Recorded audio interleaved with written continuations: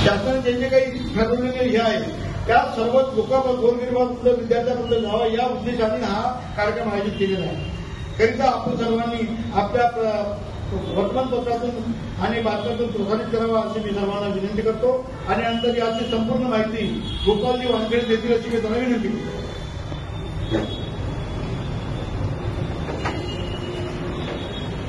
नमस्कार सर्वांना. अण्णाभाऊ साठे संशोधन व प्रशिक्षण संस्था आरटी मुंबई मार्फत नागपूर शहरात प्रथमतः साहित्यरत्न लोकशाही अण्णाभाऊ डॉक्टर अण्णाभाऊ साठे यांचे साहित्य संमेलन एका शनिवार रोज अभियान 18 तारखेला डॉक्टर आंबेडकर सभागृह कन्व्हेन्शन सेंटर इंदोर येथे पार पडणार आहे.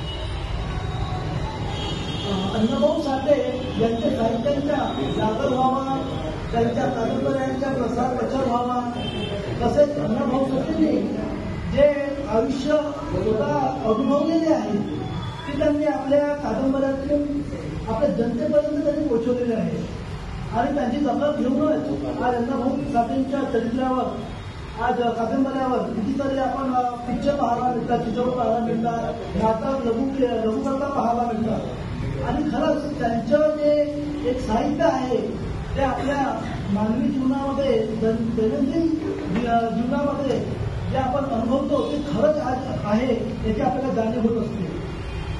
अण्णाभाऊ साठेंचे जे एक तत्व होते, जे त्यांनी एक संदेश दिला होता की पृथ्वी ही शेषनागाच्या मस्तकावर चढली नसून पृथ्वी ही कामगार शेतकरी दलितांच्या हातावर चढली आहे. आणि खूप मोठा सामाजिक संदेश त्यांनी दिलेला होता आणि त्या संदेशाप्रमाणे आज आपल्याला त्यांच्या विचारांची आवश्यकता आहे.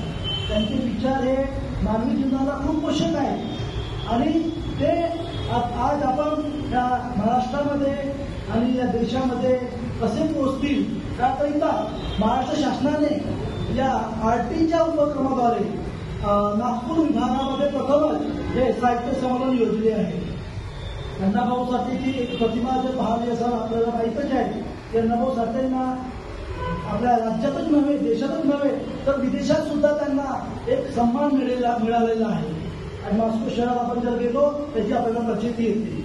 मागच्याच आता 2 वर्षापूर्वी देवेंद्र फडणवीस साहेब सीएम साहेबांनी अण्णाभाऊ साठेच्या जे पुतळ्याचे अनावरण केले होते.